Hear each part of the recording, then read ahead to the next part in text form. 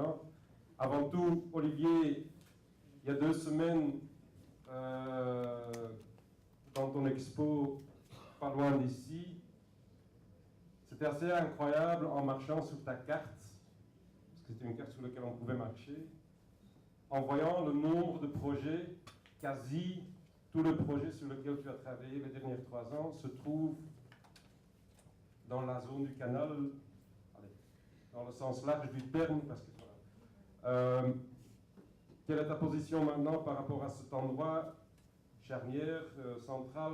Quel est le rôle que cet endroit peut jouer en mettant au courant de tous les autres projets qui sont sur les tables, dans les ordinateurs, qui sont en train de se monter, etc. etc.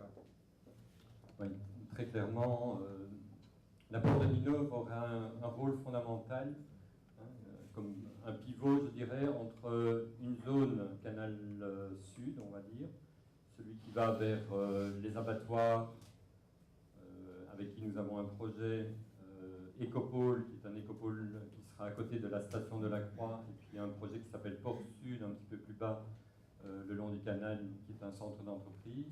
Là, il y a déjà 3 projets très enthousiasmants, et à partir desquels nous pensons qu'une dynamique de partenariat, entre autres avec l'Erasmus Hogeschool, devrait être développée. Donc là, il y a une sorte de dynamique de projet public qui est très intéressante.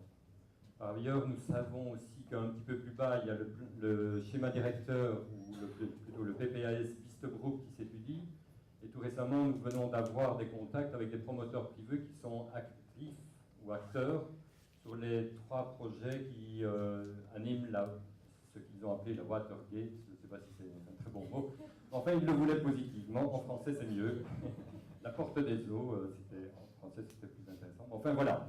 Il y a donc un égrenage de projets vers le canal sud qui est assez clair dans certaines dynamiques économiques, sociales, hein, et de réponse par rapport à des logements et même des équipements. Un peu plus haut, donc on remonte vers le site de Tour et Taxi, et au-delà, nous avons accompagné également plusieurs projets depuis la porte de Ninove jusqu'aux confins, je dirais, jusqu'à la chaussée du Vord, etc. Et là, on voit tout un égrenage de projets avec une proximité d'acteurs tels que le port. Je ne sais pas s'il y a des représentants du port, mais en tout cas, ils sont très actifs le long du canal, hein, de ce côté-là. Et c'était cohérent, je pense, par rapport à des visions globales de la région, qui étaient de dire les activités portuaires vont être majoritairement développées vers la partie nord du canal. Donc, ça veut dire que la porte de Ninove, on peut l'identifier comme un point pivot. Je dirais que ce point pivot n'a de sens qu'en lien avec la place Sainte-Thelette également et ce qui se passe le long des Québécois. Donc c'est un pivot, mais en même temps une ligne droite continue. Et je ne ferai pas trop de commentaires sur les travaux qui ont été exécutés le long du canal actuellement, mais je pense qu'il y a encore quelque chose à faire, grosso modo. Alors par rapport à la porte de Ninove en soi, je retourne ma casquette. La plupart d'entre vous savez que je suis également architecte et que donc j'avais une pratique dans le quartier maritime. Et j'en parle, c'est par rapport à la notion de la programmation de la porte de Ninove en soi. Hein, parce que j'étais très touché de la proposition de Lieven, mais voilà, il y a eu des réflexions par rapport à ça. Ma casquette précédente, c'est d'avoir, il y a 15-20 ans, participé dans le cadre d'un contrat de quartier, d'un comité de quartier, à l'aménagement d'un tout petit square qui s'appelle le square du Lakenveld, initiative des habitants, les gamins peuvent jouer, une sorte de projet de rescousse, je dirais, on gagne un espace public sur du terrain vague. C'est une certaine échelle. Autre projet, recyclage, le square des Ursulines, pardon, le skatepark que d'autres connaissent sous ce nom-là, dynamique avec recyclage, WIM à l'époque, une dynamique de contrat de quartier réellement, de participation, d'intégration des identités sociales et culturelles. Et là, j'étais très touché du travail que vous avez fait, hein, de ce qui a été présenté. À l'époque, pour le square des Ursulines, nous avons organisé un concours de jeunes architectes, artistes et paysagistes. Et une des propositions avait été de dire « ne faisons rien ». Parce qu'il y a là actuellement déjà une dynamique sociale très intéressante, il y a une activité sociale qui était très intéressante. honnêtement, ça nous a tous troublés parce qu'on était un peu séduits par le film, bon, et très attachés à cette personne qui utilisait le lieu d'une façon assez intense. Mais nous nous sommes posé la question de ce qu'on appelle un peu l'activité, la quantité d'activité sociale nécessaire pour réellement activer un lieu.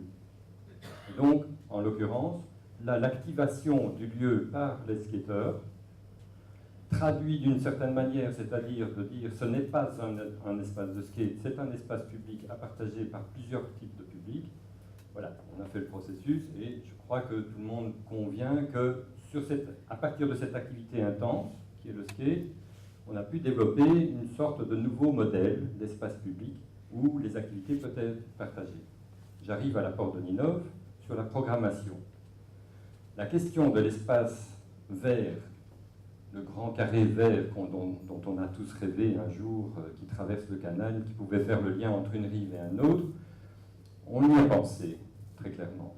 C'est clair que nous avions le programme qui était souhaité par le logement social, le ministre du logement social et d'autre part le partenaire privé. C'est clair qu'on était influencé par ce programme-là, mais il n'empêche qu'on s'est quand même posé la question.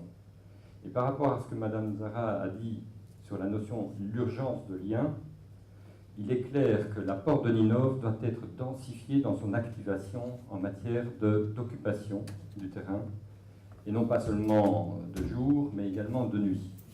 Et donc la densification de l'usage du lieu par du logement est apparue très rapidement comme une nécessité, et non pas en périphérie, abandonnant, je dirais, la responsabilité de l'espace public vide à un contrôle social policier et éventuellement des grilles qui entoureraient un parc qu'on ne pourrait pas assumer à cette échelle-là et dans ce lieu-là.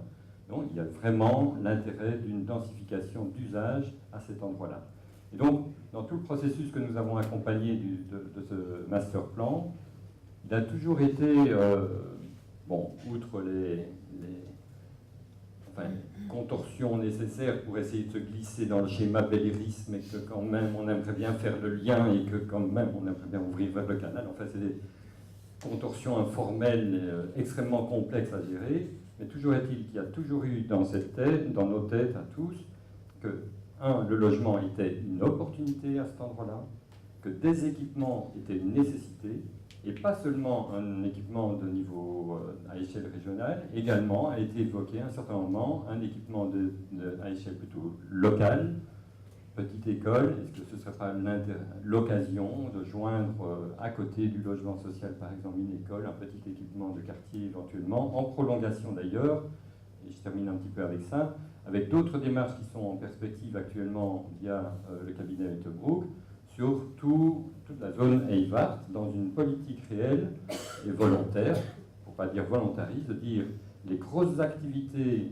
nuisibles à l'environnement qui sont liées à la voiture et qui en réalité n'occupent que quelques personnes et ne donnent du travail que à quelques personnes, pourraient émigrer de l'autre côté du canal, au bénéfice d'une amélioration de toute la zone Eivart qui nous amènerait aux abattoirs et qui fait le lien avec la porte de Ninove. Donc je termine avec ça, c'est clair que la porte de Ninove est un pivot, mais un pivot qui n'a de sens que par le lien avec tous les autres projets qui lui sont périphériques.